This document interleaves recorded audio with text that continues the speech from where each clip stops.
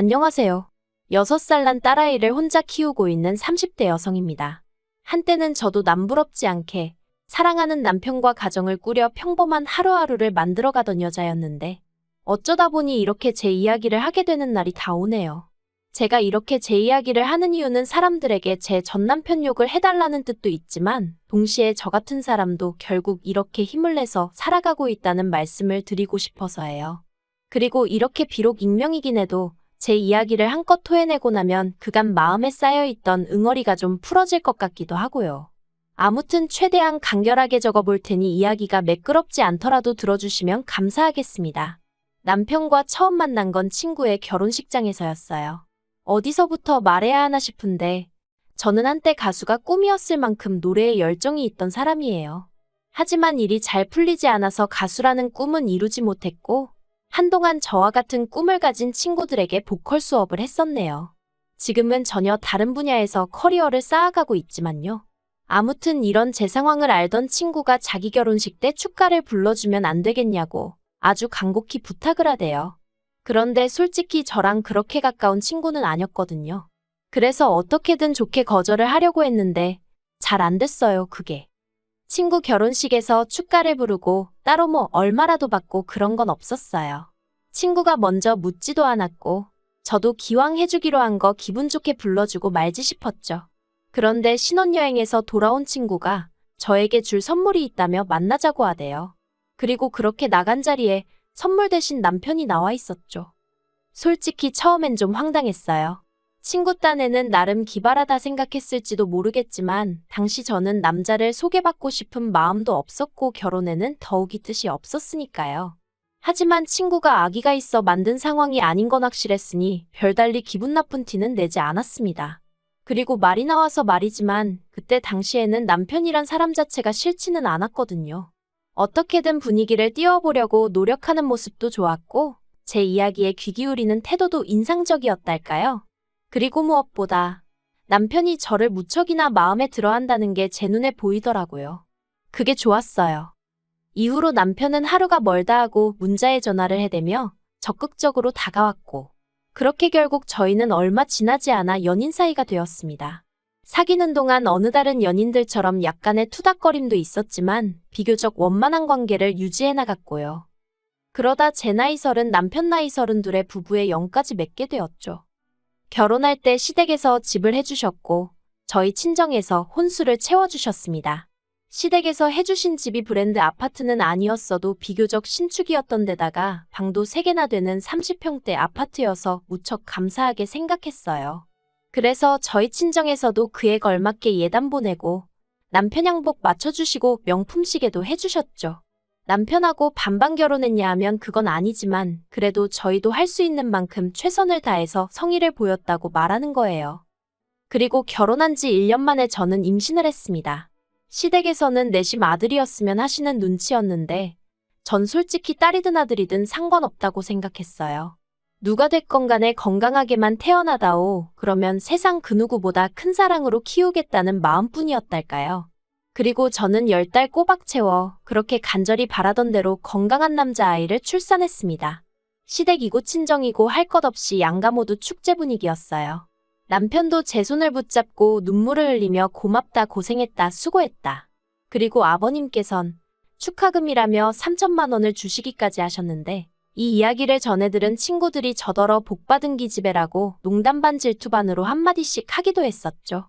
이젠 다 지나간 과거의 이야기지만 저에게도 이런 날들이 있었고 그래서 이때만 하더라도 저는 제가 세상에서 제일 행복한 여자 중 한 사람이라고 믿어 의심치 않았네요. 하지만 그 행복은 오래가지 못했습니다. 아이 돌잔치까지 일주일 정도를 남겨두고 있던 어느 날 평소처럼 남편의 퇴근을 기다리고 있었는데 전화 한 통이 걸려왔어요. 그리고 저는 별 생각 없이 그 전화를 받았죠.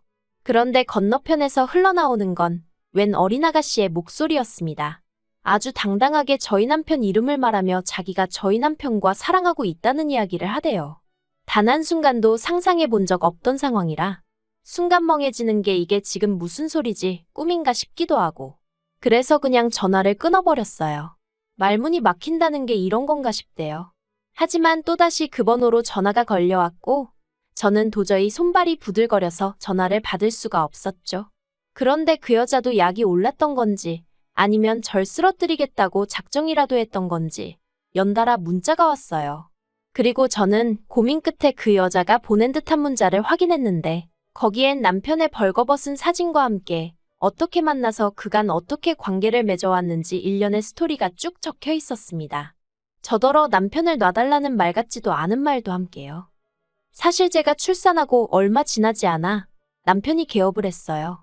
원래 다니던 회사를 나와서 자기 이름 석자 걸고 사업을 해보고 싶다면서 말이죠. 그리고 전 그런 남편을 진심으로 응원했습니다. 저와 이제 태어난 아이를 위해 노력해주는구나, 애써주는구나 싶어 고마운 마음까지 있었죠. 그런데 개업을 하고 얼마 지나지 않아 남편의 퇴근 시간이 늦어지기 시작했고 주말에도 출근이다 출장이다 집을 비우는 날이 많아져 갔어요. 그럴 때마다 전 그저 고생하는 남편이 안쓰러웠지 바람을 피우고 있을 거라곤 상상도 못했는데 실제로 남편은 저희와 함께하는 시간만 줄어들었을 뿐 여전히 저에게는 다정한 남편이었고 아이에겐 자상한 아빠였거든요. 아무튼 그렇게 장문의 문자를 확인하고 나서 저는 처음엔 당장이라도 남편에게 따져 물으려고 했어요.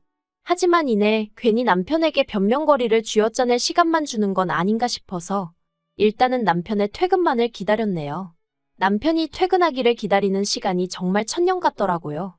그리고 어느덧 2시간쯤 지났을까 남편이 평소처럼 웃으며 현관을 들어왔는데 전 아무 인사도 하지 않고 핸드폰만 남편 얼굴에 들이밀었습니다. 그리고 이 여자 누구냐고 물으니 금세 사색이 되어서는 일 때문에 알게 된 여자라면서 그 이상 그 이하도 아니랍니다.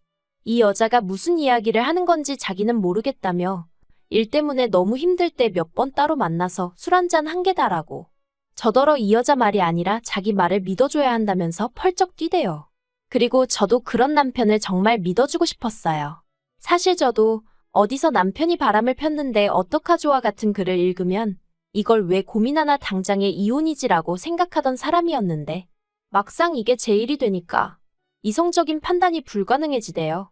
그리고 제 앞에서 정말 오해라며 싹싹 빌고 있는 남편도 왠지 진실만을 말하고 있는 것처럼 느껴졌고요. 그 여자가 혼자 소설을 쓰고 있는 건 아닐까. 그 여자가 꼬셔낸 게 분명해.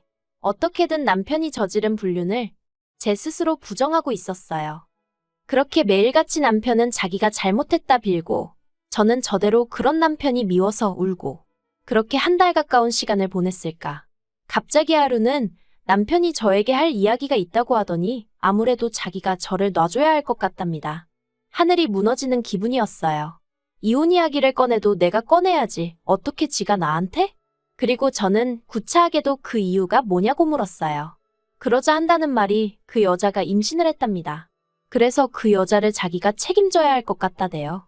그 소리를 듣는데 어이가 없고 황당해서 그럼 나하고 우리 애는 하고 물었더니 기껏 한다는 소리가 저는 좋은 여자이지 않냐입니다. 처음 만났을 때부터 지금까지 자기나 시부모님이나 애한테 하는 것만 봐도 얼마나 좋은 사람인지 자기가 잘 안다면서. 그런데 그 여자는 아니래요. 자기가 헤어지자고 하니까 그러면 애도 지워버린다고 그런다면서 그런 여자를 어떻게 혼자 내버려 두냐입니다. 그래도 자기 앤데 그렇게 사라지게 둘 순 없지 않냐면서 말이죠. 그러면서 집도 차도 전부 다 저에게 주겠다고 이쯤에서 헤어지자대요. 배신감에 치가 떨린다는 게 이런 건가 싶고 아무 일도 없었다더니 애가 생겼다는 게 어이없고 이런 인간을 어떻게든 믿어보려던 제 자신이 한심하고 견딜 수가 없더라고요. 그래서 알겠다고 집하고 차 다 달라고 했어요. 그리고 시부모님께도 확실하게 당신의 도로 하게 된 이혼이라고 얘기하라고 했죠. 이 부분에선 남편도 살짝 멈칫하는 눈치였지만 이내 알겠다고 하더라고요. 그래서 이튿날 남편하고 같이 시댁에 찾아갔습니다. 아무것도 모르시는 시부모님은 연락도 없이 갑자기 웬일이냐 하시면서도 몹시 반가워하셨지만 이내 저희가 전한 소식에 정말 크게 충격을 받으신 듯 했어요. 평소에 그렇게 다정하고 상냥하셨던 어머님이 남편더러 네가 사람이냐고 악을 쓰셨고 아버님도 남편을 죽일 듯이 두들겨 패시더니 집하고 차뿐이냐며 당신이 미안하다고 위자료는 넉넉히 챙겨줄 테니 애 때문에라도 연락은 끊지 말고 살자 하시더라고요. 제가 간결하게 적느라 지금 이런데 정말 난리도 그런 난리가 없었어요. 그리고 얼마 안 가 바로 이혼 절차를 밟았습니다. 준다는 재산은 싹 다 받았고 남편이 일주일에 한 번은 애를 보여달래서 제정신이냐고 한 달에 한 번도 많다고 그렇게 합의하고 마음 같아선 평생 보여주기 싫었는데 그게 그렇게는 안 된다고 하더라고요. 그런데 이 과정에서도 그 여자가 또 연락을 해와서는 어떻게 사람을 그렇게 싹 다 벗겨먹을 궁리를 하냐면서 저더러 이기적이네 뻔뻔하네 말 같지도 않은 소리를 해대더군요. 아무튼 이걸로 속 썩은 걸 제외하곤 그래도 비교적 수월하게 이혼했습니다. 이혼 절차를 마치자마자 집도 차도 팔았더니 제법 목돈이 생겼는데 이건 저랑 제 아이의 미래를 위해 아껴둬야겠다는 생각이 들어 손 떼지 않고 그대로 친정에 들어갔어요. 친정 부모님께는 그저 죄송한 마음뿐이었죠. 주변 사람들한테 딸 자랑하는 재미로 사셨을 텐데 괜히 얼굴에 먹칠을 한 것 같았거든요. 물론 이런 제 생각을 말씀드리며 죄송하다 하니 친정 부모님께선 그게 무슨 말 같지도 않은 소리냐며 이래도 저래도 당신들의 하나뿐인 소중한 딸이라고 제 잘못도 아닌데 절대로 주눅 들지 말라고 하셨지만요. 한편 저는 바로 직장을 구했습니다. 결혼 전 다니던 회사로 돌아가기엔 시간이 많이 흘러서 힘들 줄 알았는데 회사에서 가깝게 지내던 상사에게 연락을 하니 마침 구인 중이었다면서 잘 됐다고 얼른 돌아오라고 하더라고요. 다행이었죠. 사실 돈이 궁했던 건 아니지만 집에만 있으면 미칠 것 같았거든요. 물론 여전히 지금도 속에서 울컥하고 뭔가 올라올 때가 있긴 하지만 그래도 지금은 많이 안정되고 편해졌어요. 아무튼 그러다 한 달 전 주말이었습니다. 아이가 남편을 만나는 날이었는데 보통은 원래 제가 아침에 남편에게 아이를 데려다주고 저녁에 남편이 데려다주거든요. 그런데 어째서인지 그날따라 남편이 자기가 데리러 오겠다더니 저더러 애 데리고 놀이공원에라도 갈까 하는데 같이 가겠냐는 거예요. 그래서 제가 제정신이냐고 됐다고 애나 제대로 놀아주라고 했어요. 그랬더니 그러면 저녁이라도 같이 먹을 거냐는데 어이가 없어서. 그래서 제발 쓸데없는 소리 하지 말고 눈앞에서 사라지라고 했죠. 그리고 그날 저녁 남편이 애를 데려다 주러 왔는데 애는 집에 먼저 들여보내고 저더러 얘기 좀 하자며 저를 붙잡는 거예요. 마주하기가 죽기보다 싫었지만 그래도 애에 관한 이야기인가 싶어서 그렇게 집 근처 카페로 향했습니다. 그런데 남편이 저랑 마주 앉더니 우리 처음 만났을 때 생각나냐? 그때 너 참 예뻤다. 하나마나한 쓸데없는 소리를 늘어놓는 게 아니겠어요. 그래서 제가 이딴 소리나 할 거면 가겠다니까 잠깐만 있어보라더니 자기가 아무래도 큰 실수를 한 것 같다는 거예요. 도대체 무슨 소린가 싶어서 남편을 가만히 쳐다보니까 그 여자 애가 자기 애가 아니랍니다. 저는 처음에 뜬금없이 무슨 소리를 하는 건가 싶었죠. 그런데 남편이 깊이 숨을 한 번 들이쉬더니 얼마 전에 우연한 기회로 애 혈액형 검사를 하게 되었는데 아무리 생각해도 말이 안 되는 결과가 나와서 그 여자 몰래 유전자 검사를 했는데 자기 애가 아니라고 나왔대요. 그리고는 그 여자한테는 이미 이혼하자고 얘기해뒀다면서 자기한테 진짜 염치 없다는 거 아는데 한 번만 기회를 주면 안 되겠냐입니다. 그런데 그 이야기를 듣는데 자꾸 피식피식 웃음이 나는 거예요. 이 인간 천벌받는구나, 천벌이라는 게 있긴 있구나 싶은 게 결국 제가 소리내서 깔깔웃다가 기회 같은 소리 한다고 됐다고 했어요. 그리고 먼저 일어나서 뒤돌아 집으로 오는데 그렇게 가벼운 발걸음은 참으로 오랜만이었네요. 그리고 얼마 뒤 설마 했는데 그 여자한테도 연락이 왔습니다. 저더러 자기 남편한테 무슨 짓을 했길래 이혼 이야기가 나오는 거냐면서 유전자 검사도 제가 해보라고 부추긴 거냐며 저한테 화를 내더라고요. 황당해서 내가 그런 짓을 왜 하겠냐고 이런 전화하지 말라고 했네요. 불쾌하다고요. 그랬더니 기껏 한다는 소리가 제가 뒤에서 조종한 게 아니라면 제가 정말 떳떳하다면 저희 남편한테 자기랑 이혼할 때 하더라도 저한테 한 것처럼 집이랑 그런 건 좀 넘겨주게 도와주면 안 되냐입니다. 같은 여자로서 자기가 불쌍하지도 않냐면서요. 어이가 없었죠. 왜 지랑 나랑 같은 여자라고 싸잡아서 묵는 건지. 그래서 너는 남이 남자나 뺏은 상간녀고 나는 피해자라고. 그러니까 헛소리 한 번만 더 하면 그때 못한 상간녀 소송 지금이라도 해버릴 테니까 그 입 다물라고 했네요. 정말이지. 전화를 끊고 나서도 황당하고 분해서 몇 날 며칠 밤잠을 다 설쳤다니까요.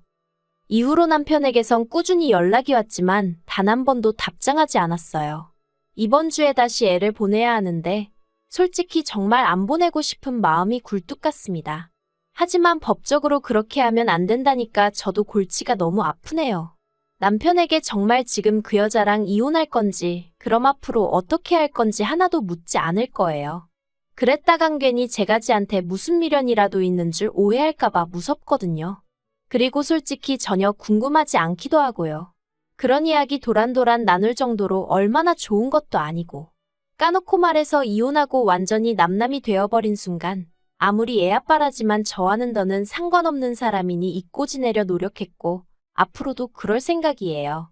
아무튼 제가 나서서 어떻게 한 건 아니지만 그래도 세상이 그렇게 불공평하지만은 않다는 걸 배우네요. 앞으로도 남편이나 그 여자나 두 번 다시 행복한 순간은 맞이하지 못한 채 지옥 같은 마음으로 살았으면 좋겠단 바람뿐입니다.